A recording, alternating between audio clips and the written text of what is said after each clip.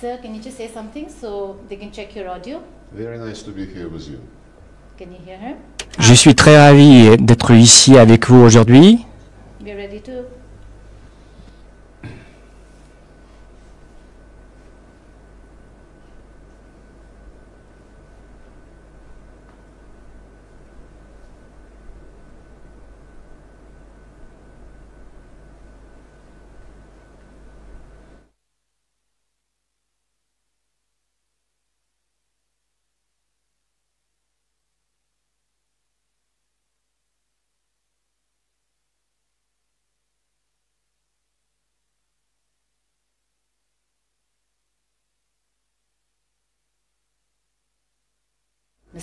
Sergei Lavrov.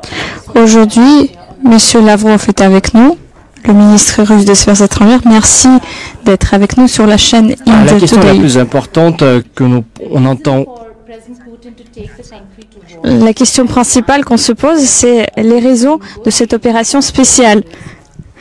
Pourquoi le président Poutine a commencé cette guerre au moment où on voit que des négociations ont lieu? Quelle a été la raison? L'Amérique dit que la Russie avait l'intention de mener cette opération, mais beaucoup de pays ne croyaient vraiment pas que la Russie la commencerait. Mais c'est la arrivé. raison essentielle du fait, c'est que la majorité des pays dans le monde entier après la Deuxième Guerre mondiale, et surtout mes collègues gérés par les États-Unis, et les violences, surtout contre les leaders de l'Union soviétique, parce que ça a été à l'égard de la progression de l'OTAN à l'Est. On nous a entendu dire que n'inquiétez pas vous, parce que ça ne représente aucune menace à la sécurité de la Russie, mais en fait, c'est l'OTAN et l'Union soviétique qui ont représenté la menace. Et si vous rappelez très bien le mur de Berlin, c'était vraiment la frontière géopolitique et à l'époque c'était clair, la ligne de défense et la ligne d'offensive à l'époque. En fait, l'autre jour, les contreparties ont disparu et l'Union soviétique ont disparu aussi. Ils ont décidé qu'ils ont progressé à l'est de cette frontière. Ils ont déjà fait 5 fois sans expliquer contre qui ils vont se défendre. Mais en fait, ils ont progressé, ils ont alimenté les capacités d'offensive, et en particulier les ex-républiques soviétiques et l'Ukraine, entre autres, au détriment des intérêts russes. Et par exemple, en 2003, à l'époque, à l'autre campagne présidentielle ukrainienne, les Occidentaux ont demandé à l'Ukraine, vous devez choisir avec qui vous allez rester, avec l'Europe ou avec la Russie. Évidemment, ils ont commencé à faire l'Ukraine s'associer avec l'accord de l'Union européenne qui prévoyait la propagation des marchandises ukrainiennes vers l'Europe. Et nous avons déjà dit à l'époque que l'accord sur le libre commerce entre le commerce et l'Union européenne ne devrait pas faire dégrader les relations avec la Russie à l'époque. Et en plus, nous avons déjà dit qu'il faut prendre en considération, vu la période historique, aussi les intérêts de l'agriculture russe, en particulier le secteur des banques.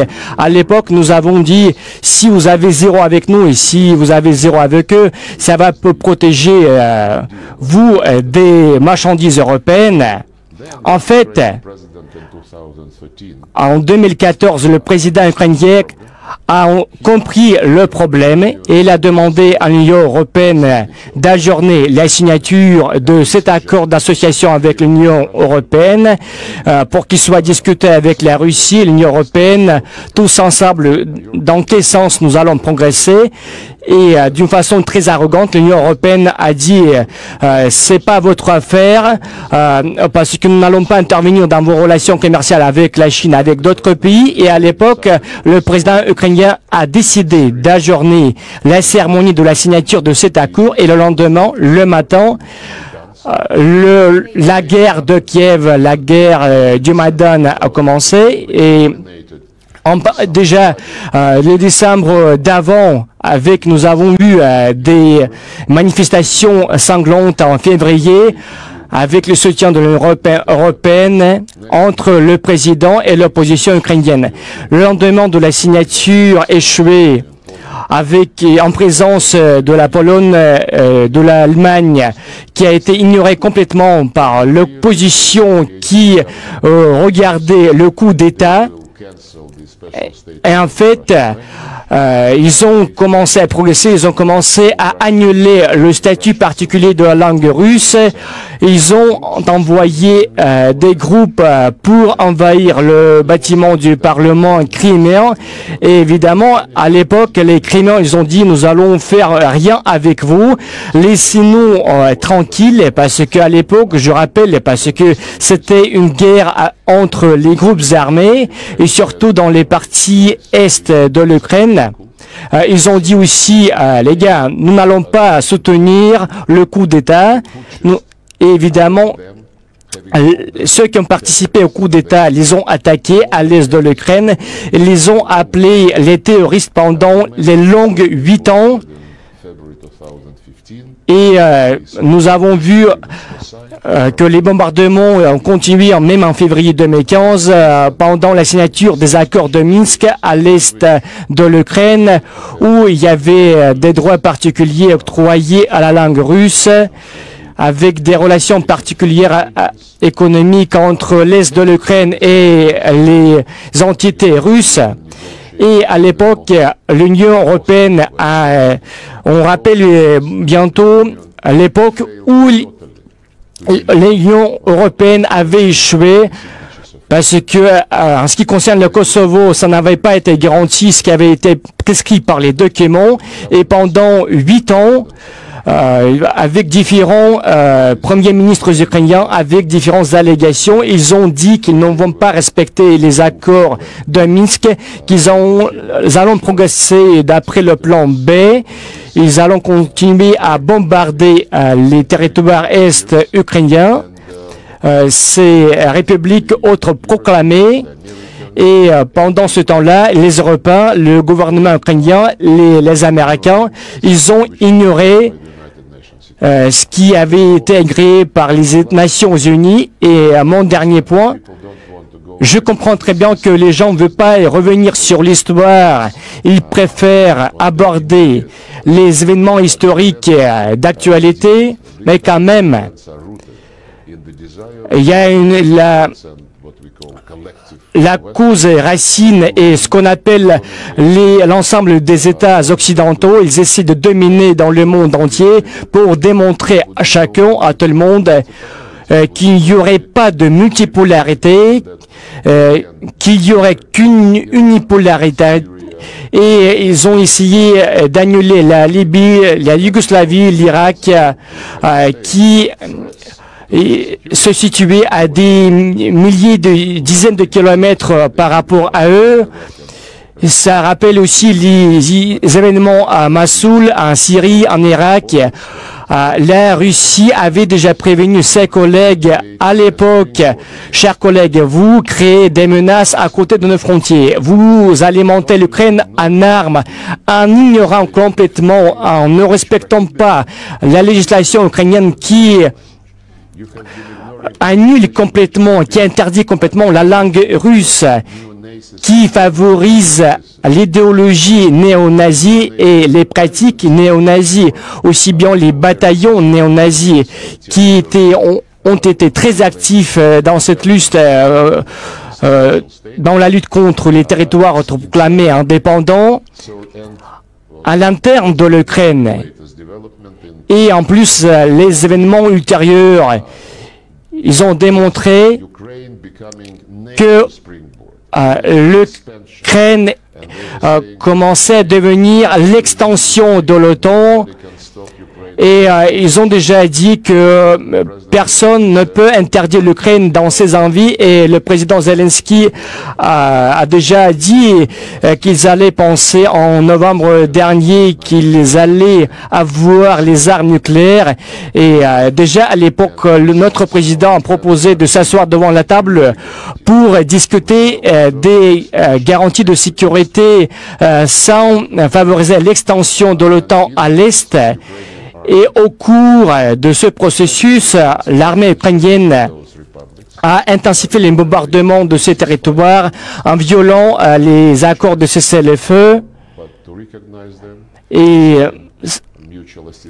sans signer les accords mutuels avec eux, avec l'Est de l'Ukraine, et en disant que nos troupes n'assuraient pas la protection de ce territoire. Vous avez parlé de l'histoire et du contexte actuel, mais vous avez dit que M. Poutine a dit que ça ne touchait pas les citoyens civils. Il ne s'agissait que de l'administration. Mais nous savons que c'est souvent utilisé. L'Amérique dit souvent qu'il ne faut pas faire des choses près de ce pays. Mais est-ce qu'il faut punir l'ensemble de la population si une administration veut mener une politique indépendante? Je ne pense pas qu'il s'agisse d'une quelque indépendance parce que depuis 2013, des centaines et des milliers des experts en sécurité, en stabilité ont discuté à l'intérieur du ministère des Affaires étrangères ukrainien. Et c'est eux qui géraient les événements en ce qui concerne les civils. Juste après le début de l'opération militaire spéciale qui répondait aux besoins de Lugansk et de Donetsk et de Lugansk, en stricte conformité avec l'article 51 de la Charte des Nations Unies, vu le président russe qui avait proclamé les objectifs, en particulier la dénazification de l'Ukraine et sa démilitarisation qui était directement liée avec les problèmes de ce pays, nous avons ciblé seulement l'infrastructure civile. Malheureusement, l'armée ukrainienne et les bataillons nationalistes soi-disant, qui sont nazis, en fait,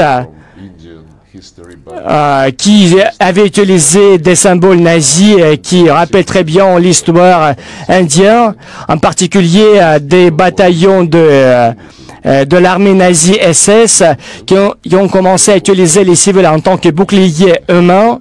Ils ont commencé à placer les armes lourdes dans les localités à côté de l'école, à côté des écoles maternelles, à côté des hôpitaux.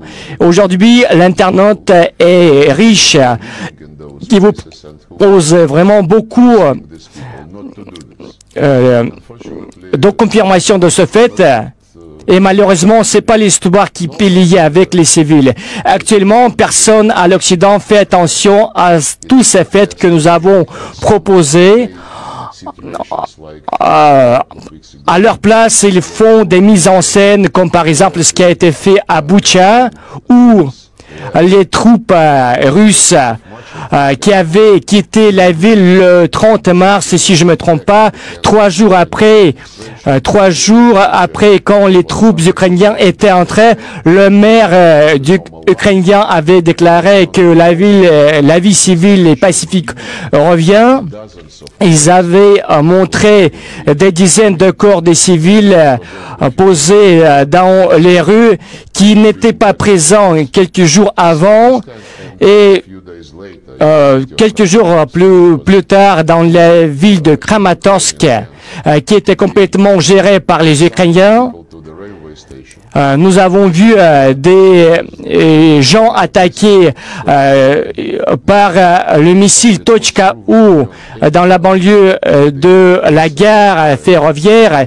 Et en plus, c'est un missile qui avait été tiré par l'armée ukrainienne. Le lendemain, le matin, ça n'était pas couvert par les médias à l'Occident, malgré le fait que le caractère évident de cette mise en scène était clair. En plus, New York Times a des confirmations de ce fait et qu'il y avait des bombes à cassette utilisées par l'armée ukrainienne. C'est pour ça qu'en parlant des civils et du droit international humanitaire, je veux assurer encore une fois que notre armée agit de la façon pour respecter l'infrastructure civile et pas contre cette infrastructure.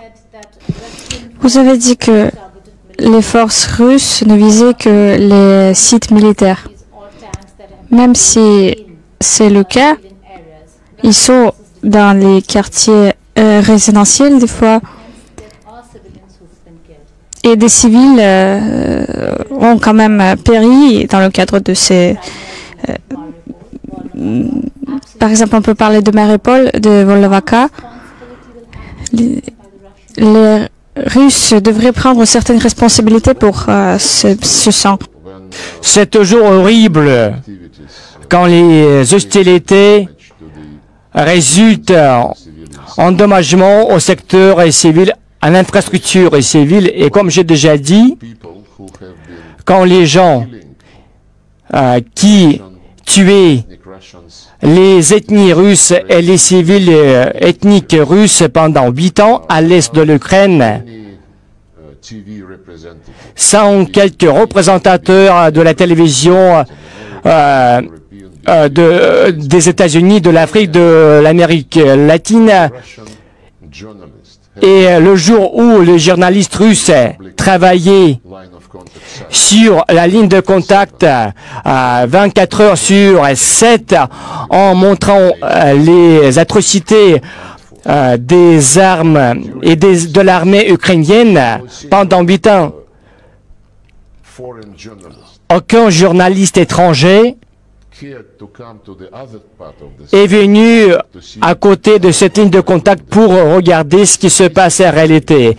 Et aussi, les statistiques disponibles en Europe démontrent que l'endommagement apporté à l'infrastructure civile dans ces territoires à l'intérieur de ces républiques autoproclamées était 5 fois plus par rapport aux chiffres qui figuraient sur les territoires sous la gestion des autorités ukrainiennes.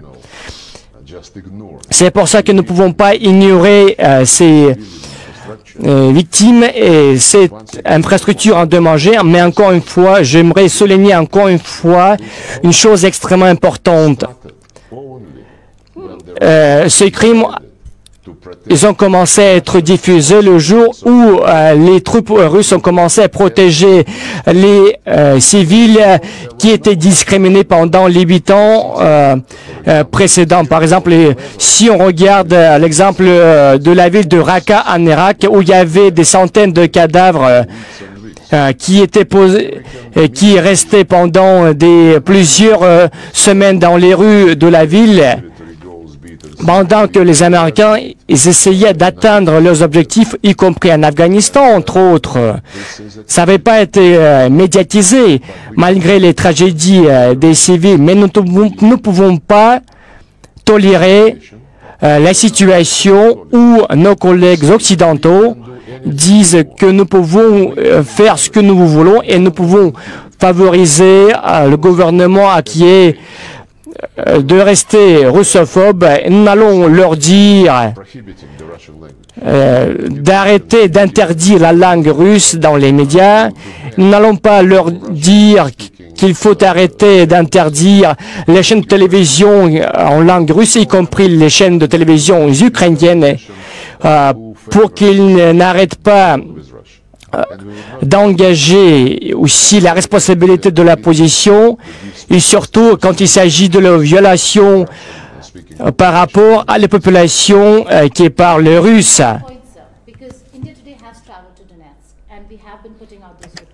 Nous avons fait des reportages dans ces régions également. L'Inde a besoin de comprendre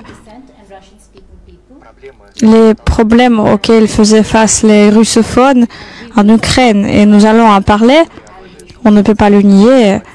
on parlera encore du Donbass, mais pour revenir à la question des crimes de guerre et le génocide What do you have to say to the visuals? et les armes qui ont été utilisées par les forces russes, vous dites qu'il n'y a pas eu de cadavres, vous dites, That would have been found. mais qu'en est-il des corps qui ont été retrouvés dans les sous-sols plus tard? Why just Y aura-t-il une enquête We are investigating that. Nous sommes en train d'étudier surtout les activités, les crimes perpétrés par les néo-nazis ukrainiens. En particulier, nous avons établi un groupe dédié à l'intérieur du comité d'enquête russe, si je ne me trompe pas. Dans tous les cas, il y a une organisation publique qui est très expérimentée, qui avait découvert les intox mis en scène aussi en Syrie auparavant et dans d'autres cas plusieurs. We will not cease our Et nous n'allons pas efforts with Russia. cesser nos efforts dans ce domaine. Nous allons faire l'appel aux Nations Unies et aux d'autres pays occidentaux, parce que les pays occidentaux ont des habitudes très fortes quand ils utilisent de ce qu'on appelle les nouvelles qui peuvent être bénéfiques à leurs intérêts. Mais dans tous les cas, il y a de plus en plus de faits qui sont découverts. Il y a de plus de questions qui seront posées. Et chaque fois qu'il y a des questions relatives aux faits qui s'apparaissent, ils perdent l'intérêt. Et quand on revient à l'affaire de Litvinenko à Londres en 2016, quelques semaines après, les preuves étaient devenues publiques. Évidemment, nous ne pouvons pas ignorer ce qui avait été fait avec M. Litvinenko, surtout l'histoire en 2008 qui avait été abattue en Ukraine. Nous pouvons vous donner une multitude de différentes faits. Dans tous les cas, les Ukrainiens qui n'avaient pas fermé le ciel pendant le conflit, ça nécessite une étude, surtout aussi en Malaisie, l'histoire de l'avion. Les résultats d'enquête avaient été présentés juste 5 mois plus tard, après l'intervention des Hollandais, des Australiens, quand les Malaisiens avaient accepté leur participation. Ça veut dire nous devons toujours partager un consensus. Mais si on revient à cette question, les Ukrainiens n'avaient pas fermé le ciel pendant les hostilités. C'est pour ça que nous ne pouvons pas ne pas oublier cette affaire. Et surtout, en 2019, le poisonnement à Salisbury. La seule preuve qui est devenue publique, ce qu'on appelle très probablement dit par Erez, le Premier ministre britannique à l'époque, Theresa May. Et quand j'ai posé la question à mes amis, est-ce qu'ils ont donné les preuves en plus aux allégations très probablement de la participation russe? Non, j'ai vérifié un an plus tard. Les preuves n'avaient jamais été présentes en 2020. Encore une fois, notre blogueur de l'opposition, M. Navalny, a déjà fait plusieurs allégations. Nous avons demandé de fournir les preuves. Et quand nos homologues allemands ils ont demandé qu'il apparaisse dans un hôpital allemand, 24 heures plus tard, il a été transporté. Mais quand même, nous, jusqu'à présent, nous avons jamais reçu des confirmations qui a fourni le transport, qui l'a transporté. Et nous avons demandé aux Allemands de nous fournir les preuves, surtout les traces du poison qui avait été détecté dans son corps. On nous a répondu que c'était secret. C'est relatif à l'affaire de Litvinenko, de M. Navalny, de l'affaire de Boeing en Ukraine, aussi en Malaisie. C'est toujours, on se repose la question des mises en scène en Ukraine, surtout sur leur caractère, sur leur nature. Pour revenir aux enquêtes, c'est vrai, vous parlez des brutalités des bataillons, c'est horrible, ça doit faire l'objet d'une enquête. s'il ne s'agit pas des néo-nazis, il n'aurait pas dû faire partie des forces armées de n'importe quel pays, c'est correct. Mais pouvez-vous considérer les situations de vos propres militaires? Maintenant, vous êtes seulement dans le déni. Est-ce que vous allez enquêter vos forces s'ils commettent des crimes? Nous avons notre loi qui interdit les militaires de faire ce qui n'est pas autorisé par le droit international et humanitaire, et toute violence est absolument enregistrée et étudiée.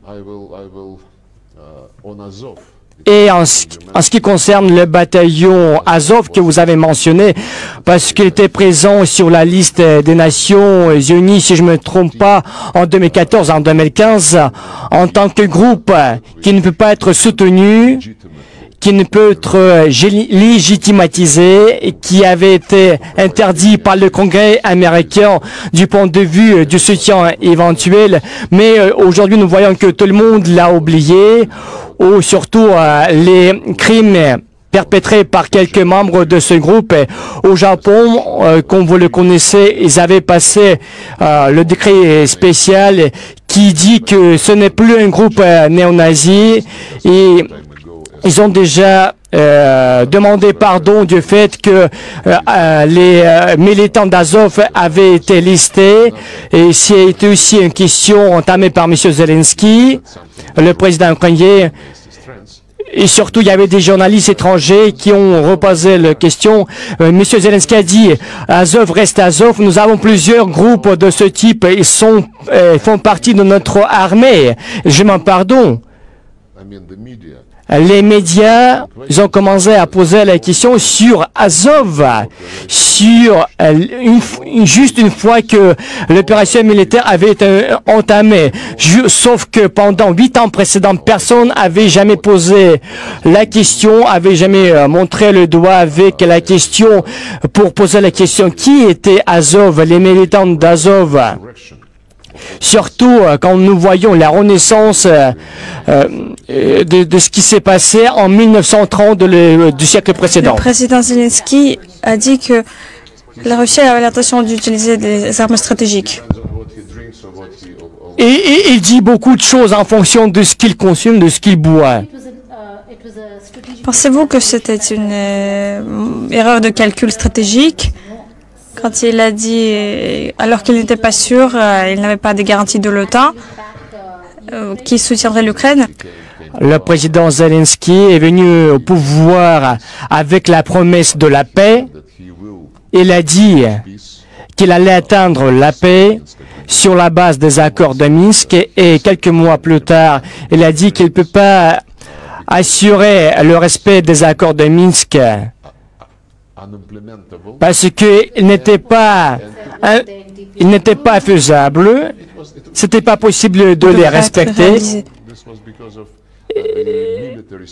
Et vu la situation militaire sur le territoire, il a dit que c'était inimaginable pour l'Ukraine de perdre quelque part de son territoire. Mais si je peux le dire, à l'époque où l'Ukraine a été créée, de mettre ensemble les territoires qui se trouvent surtout à l'est des territoires qui n'avaient jamais célébré le jour de la victoire le 9 mai à l'ouest, et sur l'autre côté à l'est, ils n'ont jamais célébré l'Eoré qui était vénéré à l'ouest de l'Ukraine, les collaborateurs d'Hitler à l'époque. C'est pour ça que c'est une composition complexe des territoires ukrainiens, et dire que l'Ukraine peut être un État unitaire. Et si le Conseil de sécurité des Nations Unies, je pense que c'était pas juste de dire, surtout comme M. Zelensky avait promis pendant la campagne électorale qu'ils allaient coopérer dans le respect des accords de Minsk. Si c'était le cas, la crise serait évitée. Est-ce que l'Occident a trahi Zelensky? Je pense que l'Occident a joué M. Zelensky contre la Russie dans le désir d'ignorer les accords de Minsk. En fait, l'Occident, c'est une notion large ça inclut plusieurs États, l'Union européenne, avec d'autres États qui juste sont des servants. Nuclear weapons. Will Russia Donc, les armes nucléaires tactiques, la Russie les utilisera ou pas?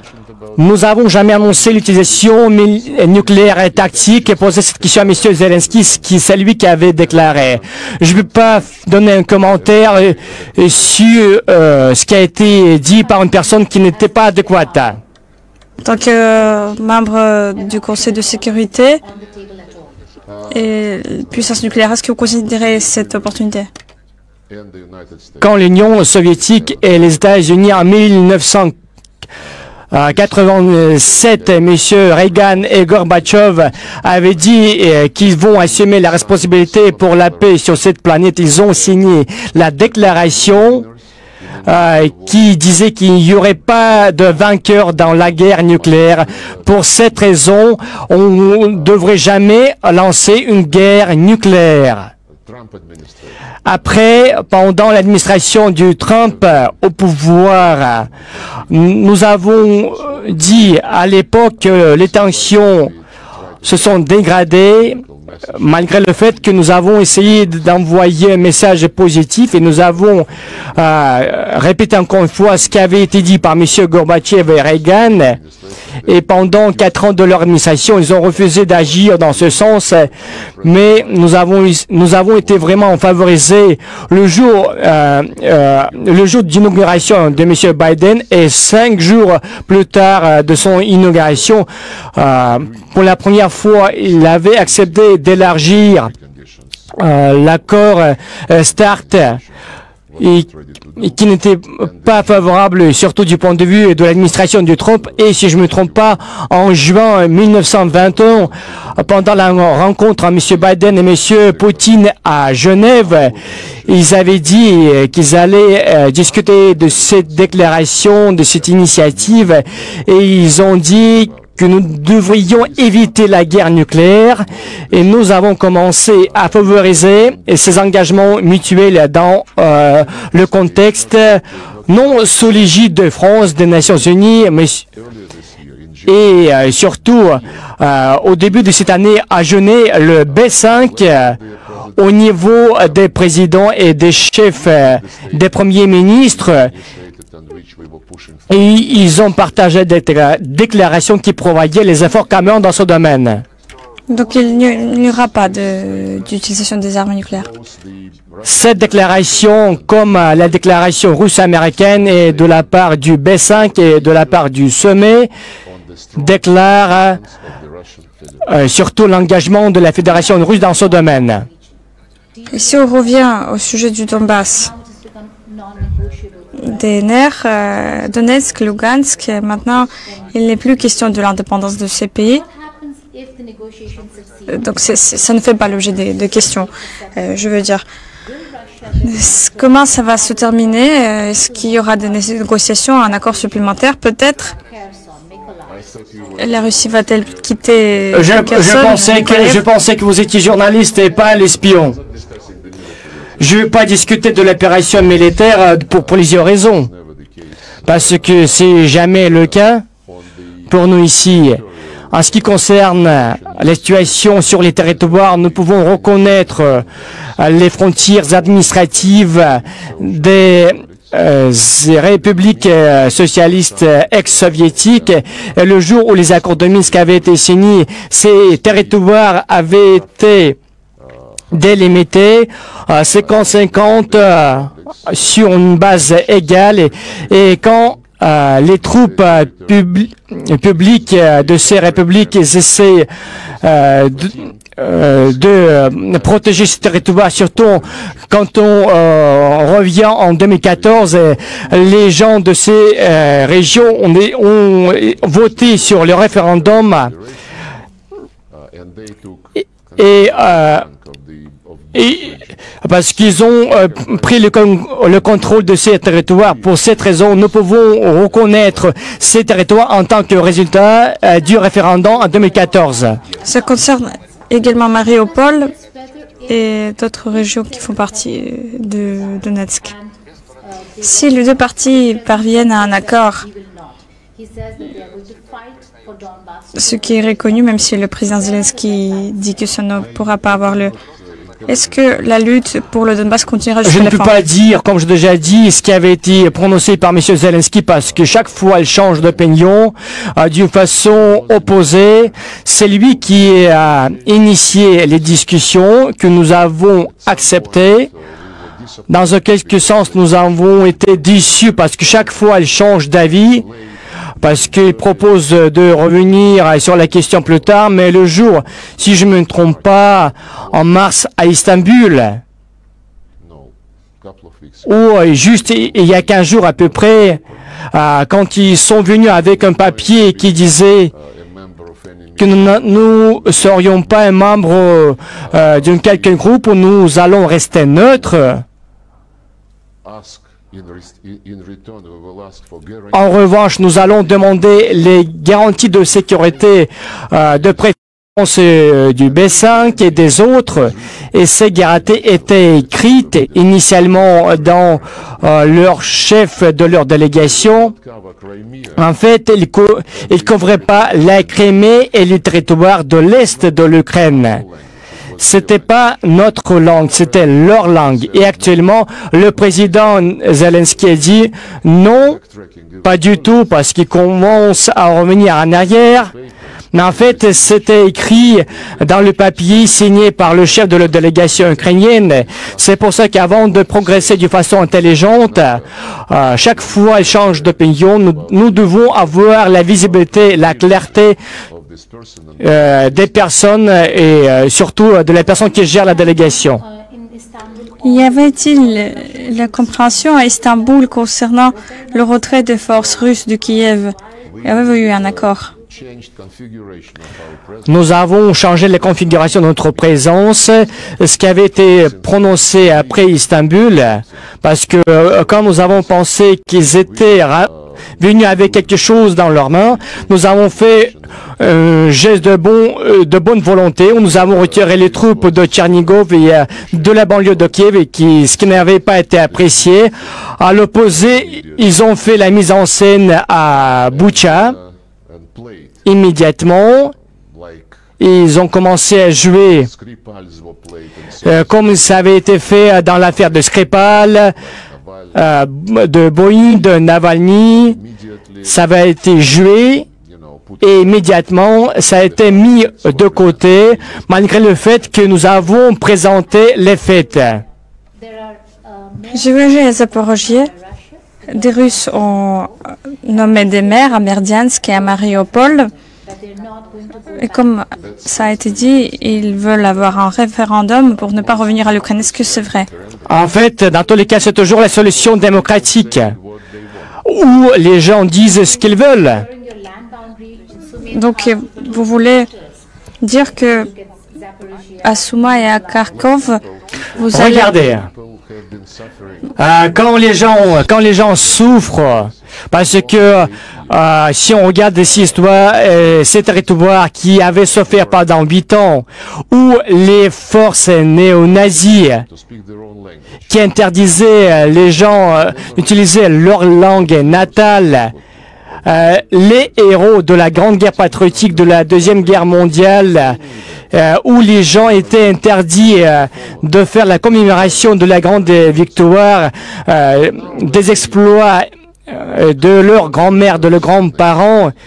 Et quand il était sous pression des forces néo-nazies, Our mayor, this is our qui ont dit que c'est nous qui allons gérer ces territoires, je pense que ce référendum, c'est vraiment un signe de démocratie. Après Apparemment, 8 l'Ukraine ans a d'outrage. perdu plus de terres.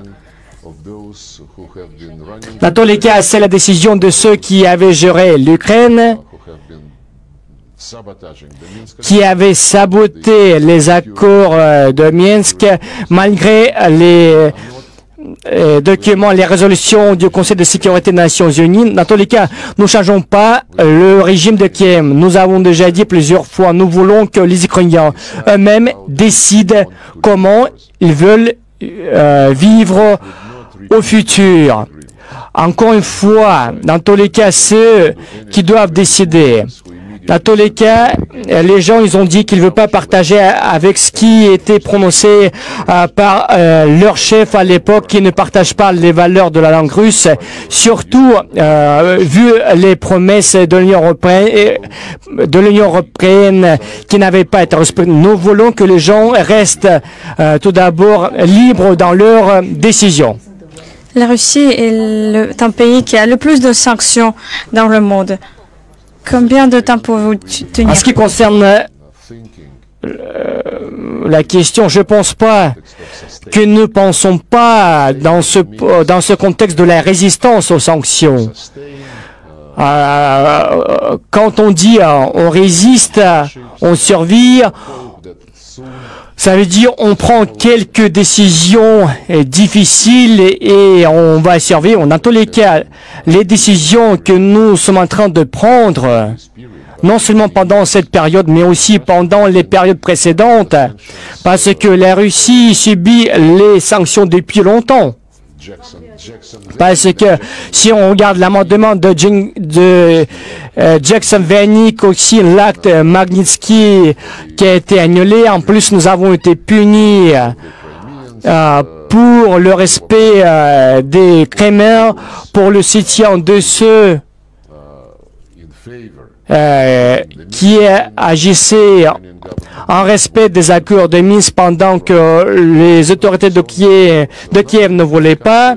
C'est pour ça que actuellement nous sommes venus pour une conclusion très forte. Nous ne pouvons pas compter sur nos collègues occidentaux et dans tous les cas, notre vie est toujours significative du point de vue de la sécurité parce que nous avons réussi à assurer notre sécurité, même aussi l'autodéfense et rester aussi la protection des secteurs de haute technologie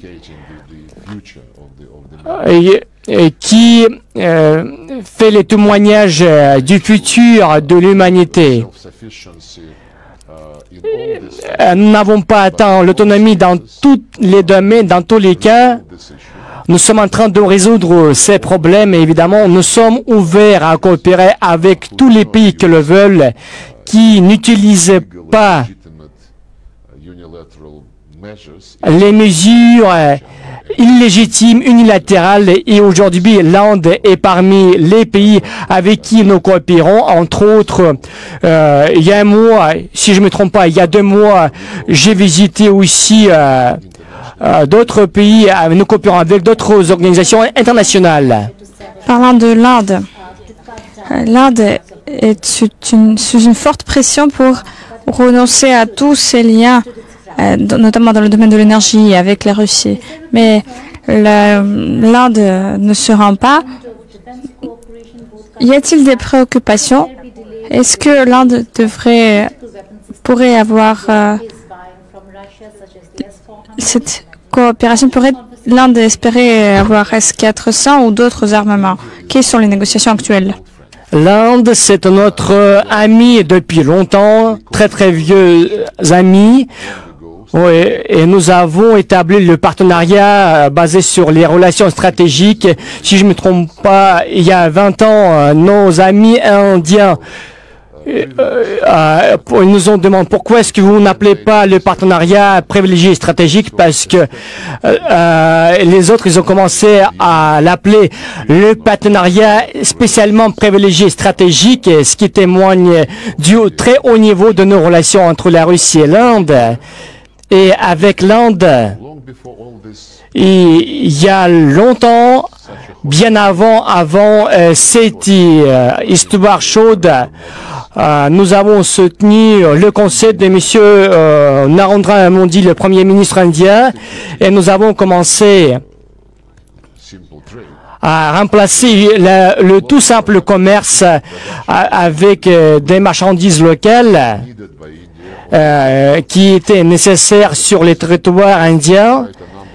Et si je me trompe, ça fait déjà depuis longtemps que nous avons commencé à promouvoir nos devises nationales dans les règlements entre les deux États. Surtout, nous avons commencé à promouvoir information system. les systèmes d'échange d'informations nationaux, les systèmes d'échange, c'est un équivalent de SWIFT où vous jouez notre rôle et vous jouez votre rôle aussi. Nous avons le système de cartes de paiement sous le nom de MIR. Supported. Ça veut dire que nous avons un soutien réciproque. Huge percentage of Évidemment, pour l'instant, ce n'est pas un pourcentage gigantesque, mais ça continue à s'élargir et nous voyons que nous pouvons fournir à l'Inde tout ce qu'elle veut, y compris le transfert de technologie dans le domaine de la défense. Et bien sûr, aujourd'hui, nous voyons le niveau sans précédent par rapport aux relations avec d'autres partenaires russes.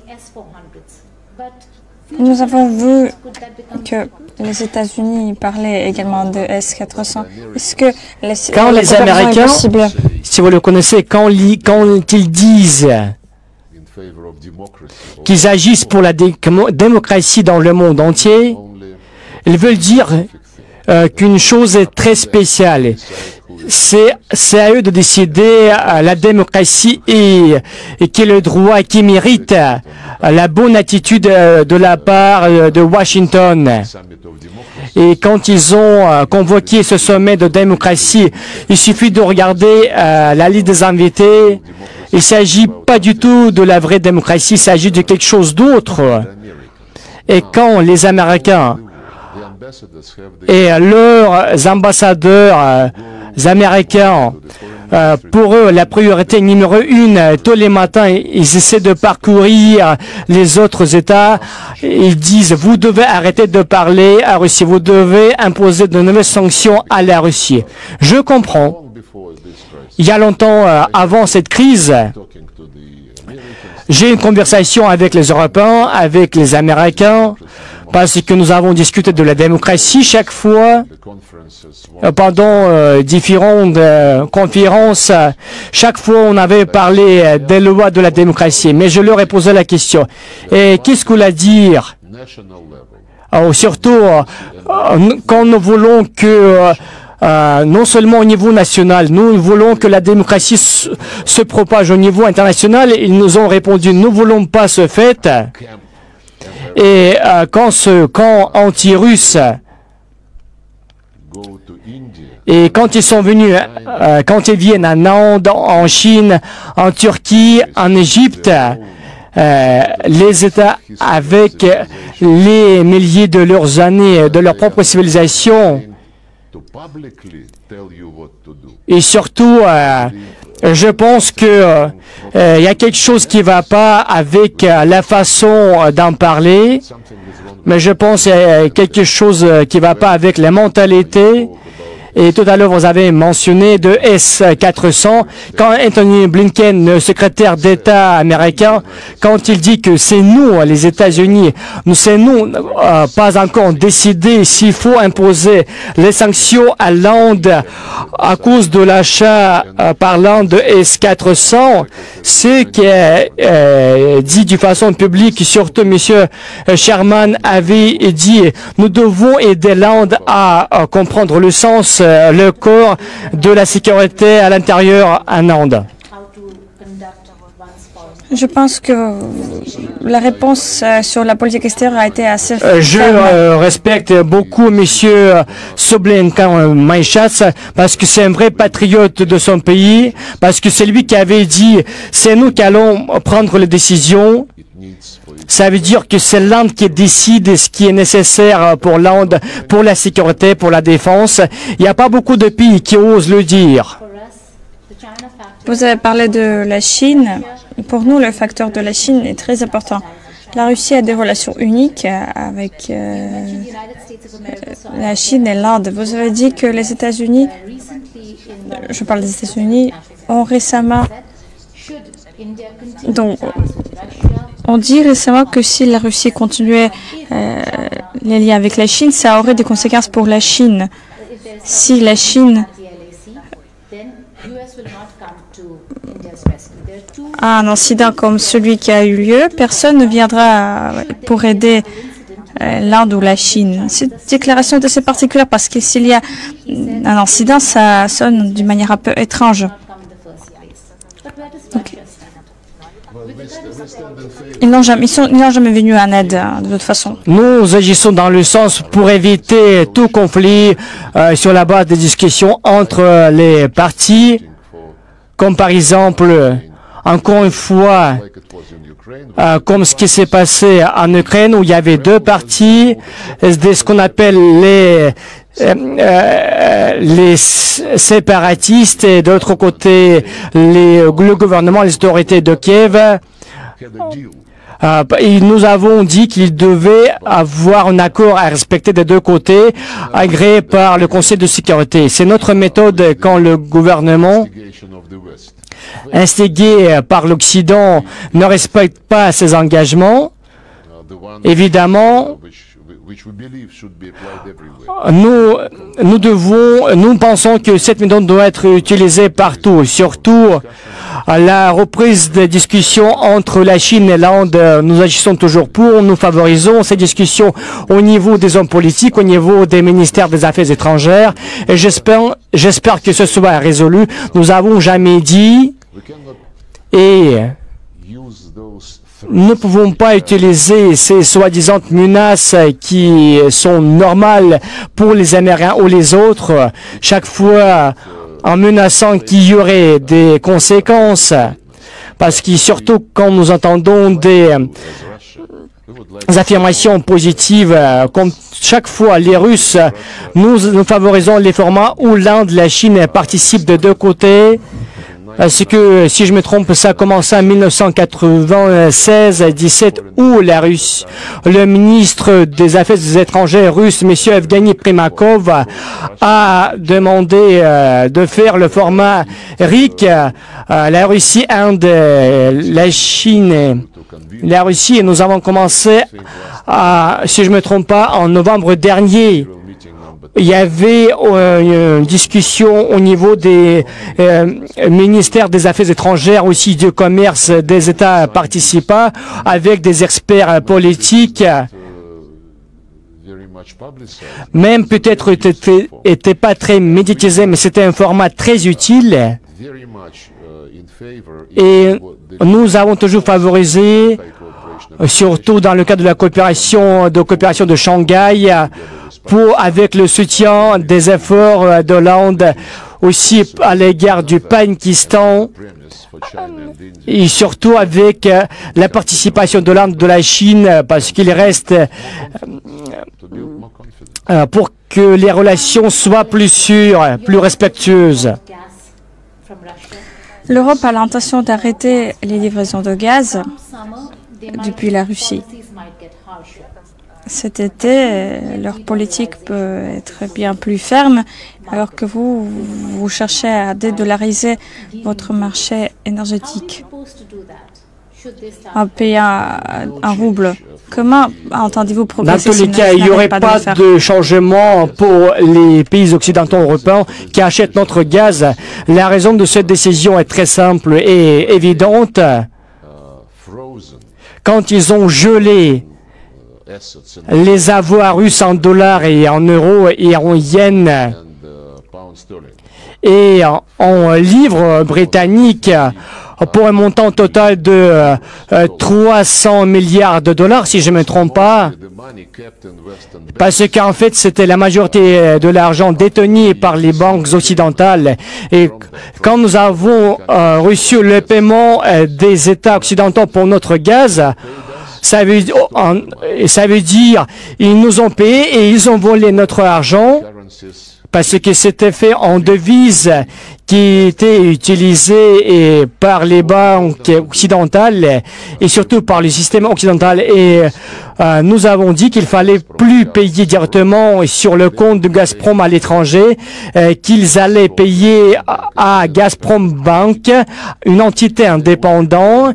Ils allaient payer le même montant et qu'ils devaient payer d'après le contrat en vigueur, mais ces montants seraient payés sur un compte spécial ouvert dans cette banque Gazprom Bank et en parallèle, il y aurait un autre compte en roubles. Ça veut dire ils payent en roubles et à l'intérieur de cette banque, ces euros sont convertis en devises comme roubles et depuis ce compte, Gazprom reçoit les roubles. losses at all on the, Vous dites donc que vous ne perdez rien you're not running losses or there's no money. concernant cet argent que vous recevez de l'Europe.